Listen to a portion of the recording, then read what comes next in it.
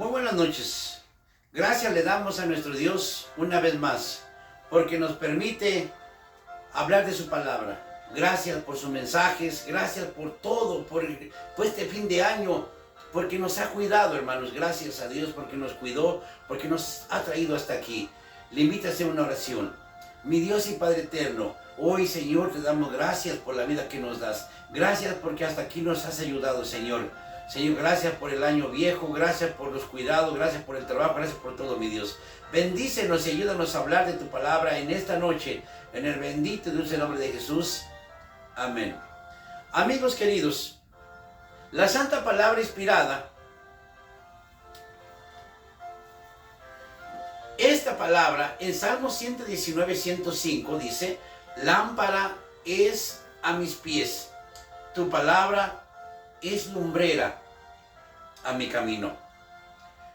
Amigos queridos,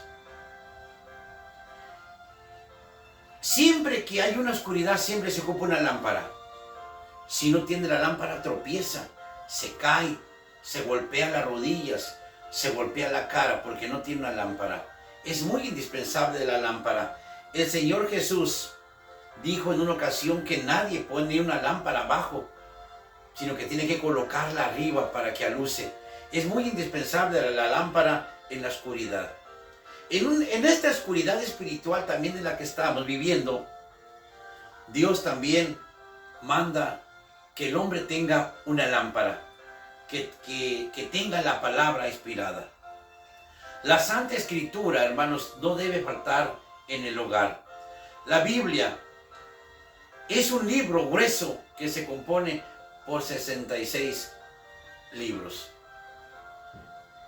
Y esto, hermanos, es escrita por más de 1500 años. Y en 3 continentes, en Asia, en África y en Europa. Por más de 40 autores. La Biblia llega a ser el libro único, religioso, sagrado, más que todos los libros. No es de extrañarse entonces, hermanos, que se le llame el libro Palabra de Dios. Hay más de 24.600 manuscritos del Nuevo Testamento que se conservan. Los primeros 400 años, después de los primeros 400 años después de Cristo. De los manuscritos originales. De Platón hay 7. De Herodoto hay 8. De Ilíada de Homero un poco más.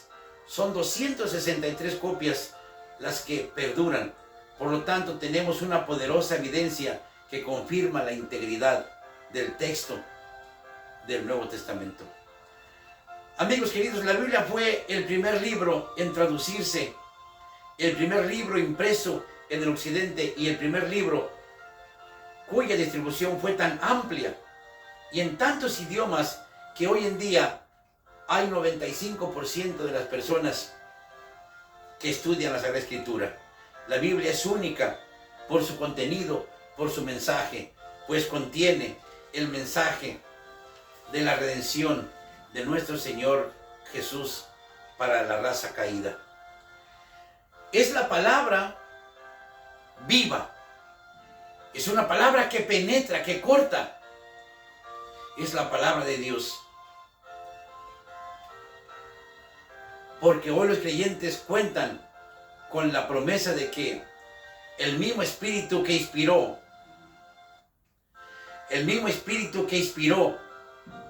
a los escritores, también nos inspirará a ellos, a nosotros, los que estudiamos la palabra. Pero ¿quién escribió la Biblia? La Biblia fue escrita por gente de diferentes orígenes y en diversas circunstancias, hermanos.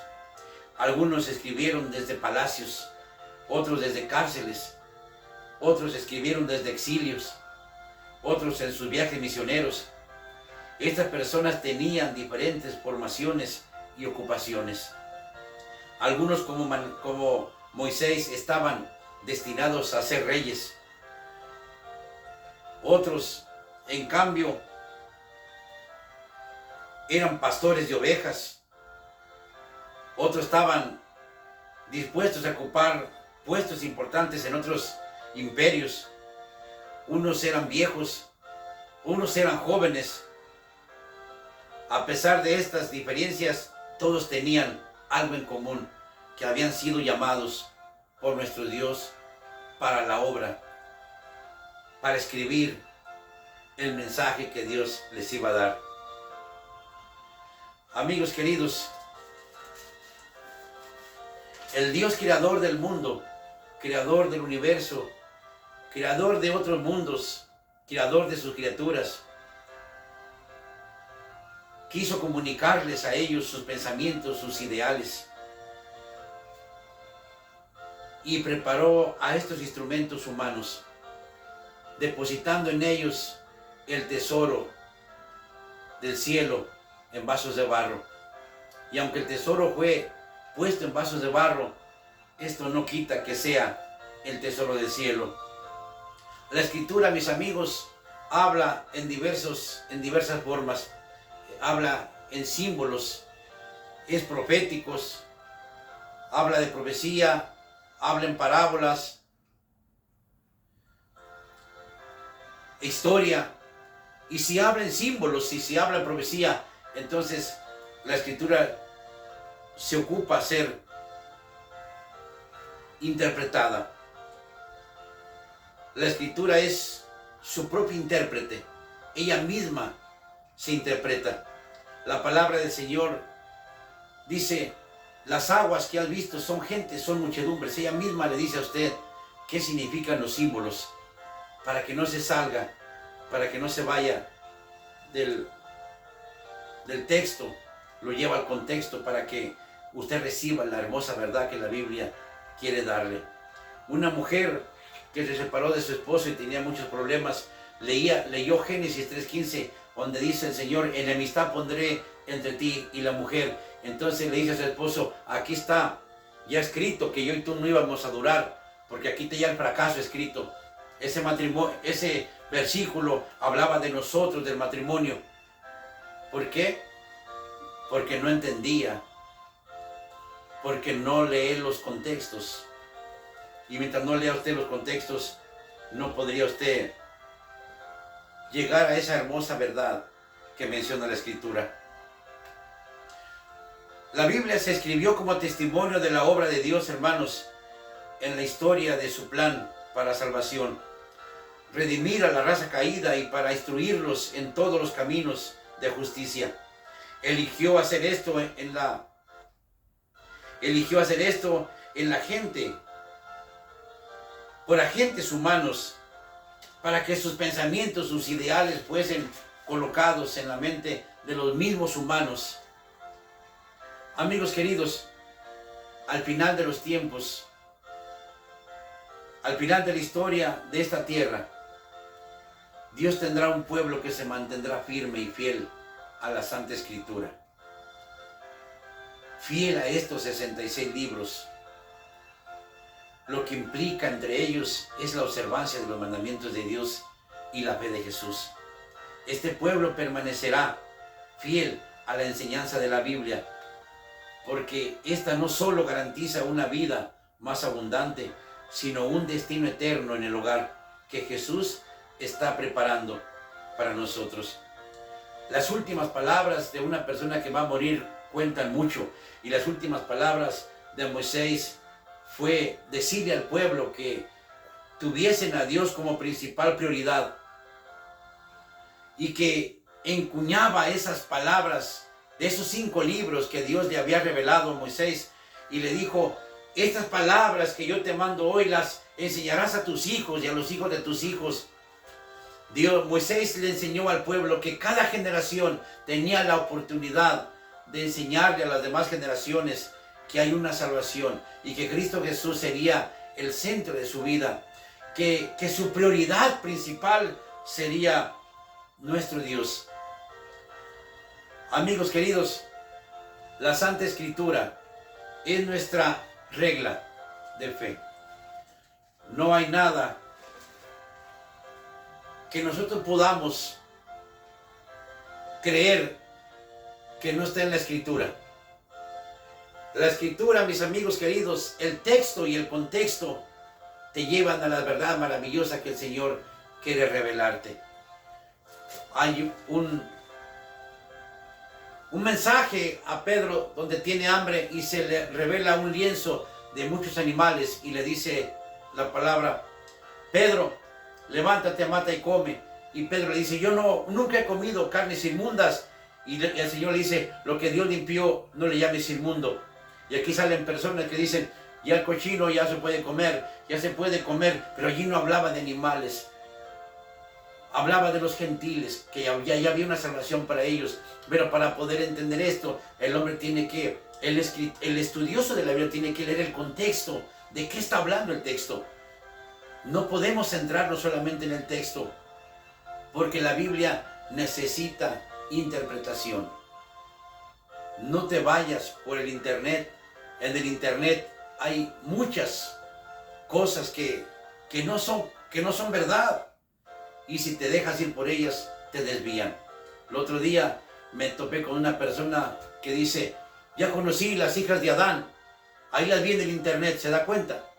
Porque el internet no le enseña todo lo que es verdad. Váyase a la Biblia. La Biblia nunca le va a mencionar las hijas de Adán. ¿Dónde se la va a enseñar? Si hace muchos miles de años. Y él dice: ya las vi. Ahí las vi en el internet, las hijas de Adán. ¿Por qué, hermanos? Porque no leemos la Escritura. Yo le invito a leer la Escritura como nuestra regla de fe. La única palabra de Dios inspirada. Porque esos consejos inspirados, hermanos, no son consejos que desaparecen, son consejos viejos, que son consejos nuevos. ¿Por qué? Porque el que los inspira es trascendente.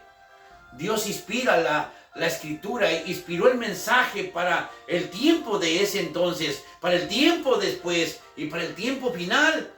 Al final de los tiempos, la misma Biblia será la misma.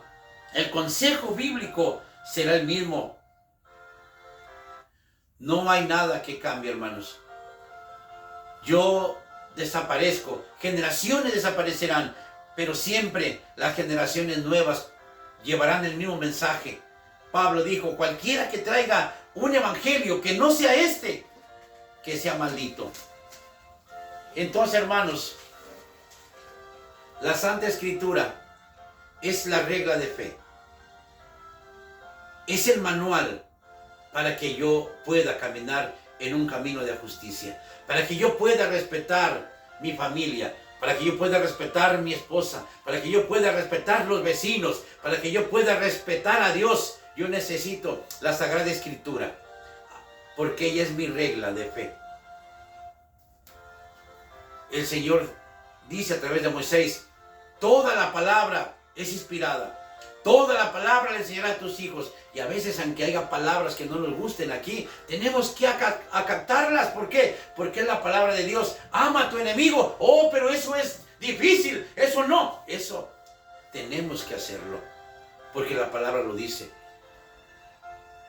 Porque la palabra dice: toda palabra la enseñarás a tus hijos y a los hijos de tus hijos. Esa es la palabra inspirada. Que Dios te bendiga. Y te invito a hacer una oración. Mi Dios y Padre eterno, gracias, Señor, te damos en esta noche por la vida que nos das.